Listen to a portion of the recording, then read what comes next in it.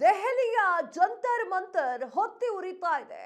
ಕೇಂದ್ರ ಸರ್ಕಾರದ ಮೇಲೆ ಎಷ್ಟೇ ಹೇಳಿದ್ರು ಕೂಡ ಧರ್ಮೇಂದ್ರ ಪ್ರಧಾನ್ ಅವರನ್ನ ರಾಜೀನಾಮೆ ಕೊಡಿ ಅಂತ ಅವರು ಹೇಳ್ತಾ ಇಲ್ಲ, ಇವರು ಕೂಡ ರಾಜೀನಾಮೆಯನ್ನ ಕೊಡ್ತಾ ಇಲ್ಲ.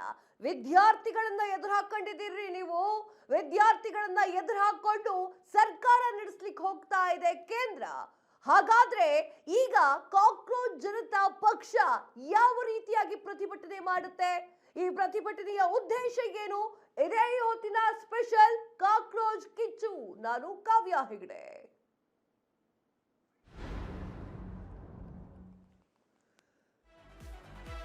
ನೀಟ್ ಪರೀಕ್ಷೆ ಹಗರಣದ ವಿರುದ್ಧ ಸಿಜೆಪಿ ಸಮರ, ವಿದ್ಯಾರ್ಥಿಗಳ ತೀವ್ರ ಆಕ್ರೋಶಕ್ಕೆ ದೆಹಲಿ ದಗದಗ.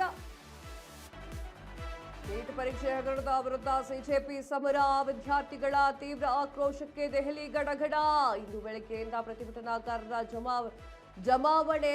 ಸಚಿವ ಧರ್ಮೇಂದ್ರ ಪ್ರಧಾನ್ ರಾಜೀನಾಮೆಗೆ ಬಿಗಿ ಪಟ್ಟು. ಜಿಟಿಜಿಟಿ ಹೊಳೆಗೆಲೆ ವಿದ್ಯಾರ್ಥಿಗಳಿಂದ ಪ್ರತಿಭಟನೆಯ ಹಿನ್ನೆಲೆಯಲ್ಲಿ ದೆಹಲಿ ಪೊಲೀಸರ ಅಲರ್ಟ್. ಜಂತರ್ ಮಂತರ್ ಸಂಸತ್ ಬಳಿ ಪೊಲೀಸ್ ಭದ್ರತೆ. ಸಂಸತ್ ಭವನದ ಮುಂಭಾಗ ಪೊಲೀಸ್ ಬಿಗಿ ಭದ್ರತೆ. ಕೇಳುತ್ತಾ ಇರೋದು ಇಷ್ಟೇ. ಏನ್ ಕೇಳ್ತಾ ಇದ್ದಾರೆ? ಧರ್ಮೇಂದ್ರ ಪ್ರಧಾನ್ ಅವರು ರಾಜೀನಾಮೆಯನ್ನ ಕೊಡಬೇಕು ಅಂತ ಹೇಳಿ ಕೇಳ್ತಾ ಇದ್ದಾರೆ. ಯಾರೋ ಕಾಕ್ರೋಚ್ ಜನತಾ ಪಕ್ಷ ಬಂದಿದ್ಯೋ, ಅಥವಾ ಇನ್ಯಾವುದೋ AAP ಪಕ್ಷ ಬಂದಿದ್ಯೋ, ಇನ್ಯಾವ ಕಾಂಗ್ರೆಸ್ ಬಂದಿದ್ಯೋ, ಬಿಜೆಪಿನೇ ಬಂದು ಕೂತ್ಕೊಂಡು ಪ್ರತಿಭಟನೆ ಮಾಡ್ತಿದ್, ಇದು ಯಾವುದು ಕೇಳ್ತಾ ಇಲ್ಲ. ಕೇಳ್ತಾ ಇರೋದು ವಿದ್ಯಾರ್ಥಿಗಳಿಗೆ ಅನ್ಯಾಯ ಆಗ್ತಾ ಇದೆ. ಇವತ್ತು ಈ ವರ್ಷದಲ್ಲಿ ನಡೆದಿರುವಂತಹ ನೀಟ್ ಪ್ರಶ್ನೆ ಪತ್ರಿಕೆ ಸೋರಿಕೆ ಅಲ್ಲವೇ ಅಲ್ಲ ಇದು. ಪ್ರತಿ ಸಲವೂ ನೀಟ್ ಎಕ್ಸಾಮ್ ಅಂತ ಹೇಳಿ ಘೋಷಣೆ ಯಾವಾಗ ಮಾಡ್ತಾರೋ ಅವಾಗ ಶುರುವಾಗುತ್ತೆ ಒಂದೊಂದು ನಾಟಕ. ಇಲ್ಲಿ ಪ್ರಶ್ನೆ ಪತ್ರಿಕೆ ಸೋರಿಕೆ ಆಗೋದು, ಅದ್ಯಾವುದೋ ಖಾಸಗಿ ಆಪ್ಗಳ ಮೂಲಕ ಎಲ್ಲರ ಮನೆ ಬಾಗ್ಲಿಗೆ ಬರೋದು. ಹಾಗಾದ್ರೆ ವಿದ್ಯಾರ್ಥಿಗಳು ನಿದ್ದೆಗಟ್ಟು ಓದೋದು ಏನಕ್ಕೆ? ಯಾವ ಕರ್ಮಕ್ಕೆ ಓದ್ಬೇಕು ಅವರು? ಆಯ್ತು, ಇಷ್ಟು ವರ್ಷ ಯಾವುದೇ ಪ್ರತಿಭಟನೆಗಳನ್ನು ಮಾಡದೆ, ಇಷ್ಟರ ದೊಡ್ಡ ಮಟ್ಟಕ್ಕೆ ಪ್ರತಿಭಟನೆಗಳನ್ನ ಮಾಡದೆ ವಿದ್ಯಾರ್ಥಿಗಳು ನೆಕ್ಸ್ಟ್ ಬರುವಂತಹ ಎಕ್ಸಾಮ್ಗೆ ಓದ್ತಾ ಕೂತ್ಕಂತಿದ್ರು. ಇವತ್ತು ಪ್ರಶ್ನೆ ಮಾಡುವಂತ ಅಧಿಕಾರ ಸಂವಿಧಾನನೇ ಕೊಟ್ಟಿದೆ ನಮಗೆ. ವಿದ್ಯಾರ್ಥಿಗಳಿಗೂ ಸೇರಿಸ್ಕೊಟ್ಟಿದೆ ವಾಕ್ ಸ್ವಾತಂತ್ರ್ಯ. ಈ ವಾಕ್ ಸ್ವಾತಂತ್ರ್ಯ ಇಟ್ಕೊಂಡೆ ಕೇಳ್ತಾ ಇದ್ದಾರೆ. ಗುಂಡಾಗಿರಿ ಮಾಡಿದ್ರ ವಿದ್ಯಾರ್ಥಿಗಳು ಜಂತರ್ ಮಂತರ್ನಲ್ಲಿ? ಕಲ್ಲೆಸದ್ರ ಪೊಲೀಸರ ಮೇಲೆ? ಕೇಳ್ತಾ ಇರೋದಿಷ್ಟೇ. ಪ್ರತಿ ಸಲವೂ ಕೂಡ ಧರ್ಮೇಂದ್ರ ಪ್ರಧಾನ್ ಅವರು ಮಾಡ್ತಾ ಇರುವಂತಹ ಕೆಲಸ ನಮ್ಗೆ ಇಷ್ಟ ಆಗ್ತಾ ಇಲ್ಲ. ಅವರು ಆರೋಪಿಯಾಗಿದ್ದಾರೆ, ಅವರಿಗೆ ತಿಳಿದೇ ಈ ಪ್ರಶ್ನೆ ಪತ್ರಿಕೆ ಸೋರಿಕೆ ಆಗ್ತಿದೆ ಅಂತ ವಿದ್ಯಾರ್ಥಿಗಳು ಹೇಳ್ತಿದ್ದಾರೆ. ಇಲ್ಲಿ ಕೇಂದ್ರ ಸರ್ಕಾರ ಬರಬೇಕು, ಮಧ್ಯಪ್ರವೇಶ ಮಾಡಬೇಕು. ಧರ್ಮೇಂದ್ರ ಪ್ರಧಾನ್ ಅವರ ಮೇಲೆ ಇರುವಂತಹ ಆರೋಪಗಳು ಸುಳ್ಳು ಅಂತ ಯಾವಾಗ ಗೊತ್ತಾಗುತ್ತೋ ಆಗ ರಾಜೀನಾಮೆಯನ್ನ ಅವರು ವಾಪಸ್ ತೆಗೆದುಕೊಳ್ತಾರೆ. ಅಲ್ಲಿವರೆಗೂ ಕೂಡ ಅವರು ರಾಜೀನಾಮೆಯನ್ನ ಕೊಡ್ತಾರೆ. ಅದು ಕೂಡ ನಿಮ್ಮ ಸಮಾಧಾನಕ್ಕೆ ನಾವು ಮಾಡ್ತಾ ಇರೋದು. ಎದೆ ತಟ್ಕೊಂಡು ಹೇಳ್ರಿ ಕೇಂದ್ರ ಸರ್ಕಾರ ಹೇಳ್ರಿ, ಎದೆ ತಟ್ಕೊಂಡು ಹೇಳ್ರಿ, ಇಲ್ಲ ನಮ್ಮ ಧರ್ಮೇಂದ್ರ ಪ್ರಧಾನ್ ಅವ್ರು ತಪ್ಪಿಲ್ಲ, ಅವ್ರಿಗೆ ಗೊತ್ತಾಗಿಲ್ಲ ಅಂತ ಹೇಳಿ.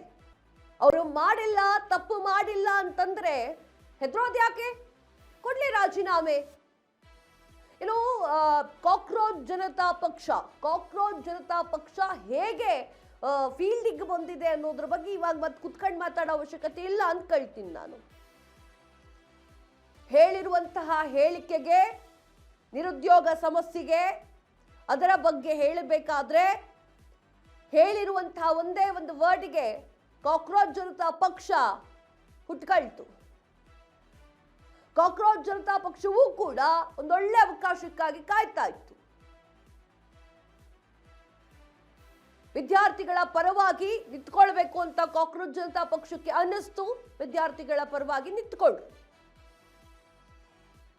ಕಾಕ್ರೋಚ್ ಜನತಾ ಪಕ್ಷ ನಿಂತ್ಕೊಂಡಿದೆ ಅಂತ ಹೇಳಿ ಕೇಂದ್ರ ಸರ್ಕಾರದವರು ಅಲ್ಲಗಳೆಯೋ ಅವಶ್ಯಕತೆ ಇಲ್ಲ. AAP ಪಕ್ಷದವರು ಬಂದು ನಿಂತ್ಕೊಂಡಿದ್ದಾರೆ ಪ್ರತಿಭಟನೆಯಲ್ಲಿ ಅನ್ನುವಂತಹ ಕಾರಣಕ್ಕೋಸ್ಕರ ಧರ್ಮೇಂದ್ರ ಪ್ರಧಾನ್ ಅವರು ರಾಜೀನಾಮೆ ಕೊಡಲ್ಲ ಅಂತ ಹೇಳೋದು ಬೇಡ. ಅಲ್ಲಿ ಇರುವಂತವ್ರು ವಿದ್ಯಾರ್ಥಿಗಳು ಅದನ್ನ ಗಮನಿಸಿದ್ರೆ ಸಾಕು ಕೇಂದ್ರ ಸರ್ಕಾರದವರು.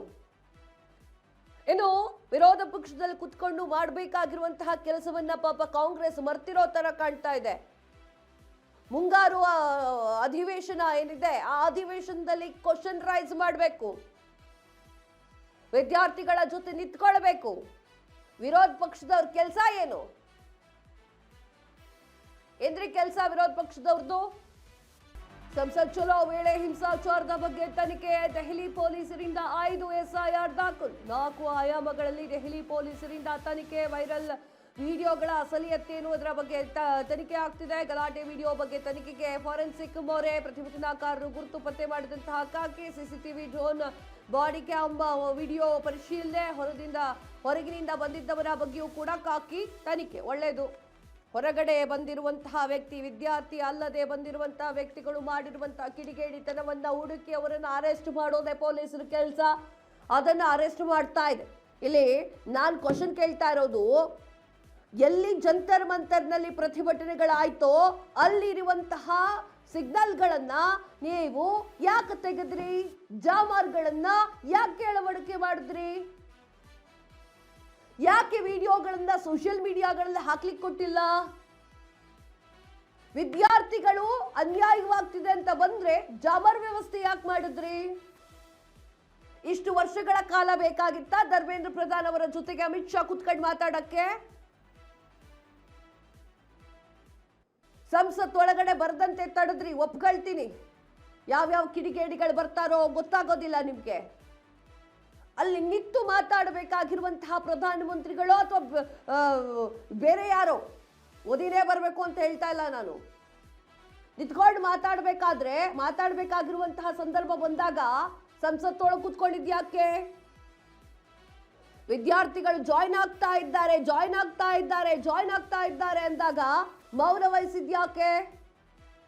ವಿದ್ಯಾರ್ಥಿಗಳ ಮೇಲೆ ಪೊಲೀಸರು ಲಾಠಿ ಬೀಸಬೇಕಾದ್ರೆ ಮೌನವಾಗಿದ್ದ್ಯಾಕೆ? ಪೊಲೀಸರು ನೀರನ್ನ ವಿದ್ಯಾರ್ಥಿಗಳ ಮೇಲೆ ಎರಚಬೇಕಾದ್ರೆ ಯಾಕೆ ಸುಮ್ಮನೆ ಇದ್ರಿ? ವಿದ್ಯಾರ್ಥಿಗಳು ಅಂದ್ರೆ ಕಾಲ್ಕಸನ? ದೇಶದ ಅಭಿವೃದ್ಧಿಗೆ ವಿದ್ಯಾರ್ಥಿಗಳು ಬೇಡವಾ? ಏನ್ ಕತೆ ಇದು?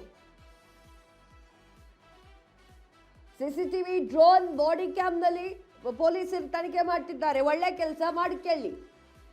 ವಿದ್ಯಾರ್ಥಿಗಳು ಬಿಟ್ಟು ಹೋರಾಟವನ್ನ ಮಾಡಬೇಕು, ಯಾರಿಗೋ ಒಬ್ರಿಗೆ ಗಾಯ ಮಾಡಬೇಕು ಅಂತ ಹೇಳಿ ಹೋರಾಟದಲ್ಲಿ ಜಾಯಿನ್ ಆದವ್ರ ಸಂಖ್ಯೆ ಜಾಸ್ತಿ ಇದೆಯಂತೆ.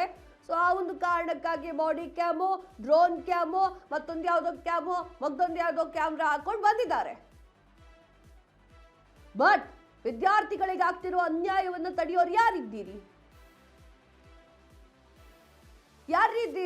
ಕೇಂದ್ರ ಸರ್ಕಾರದವರು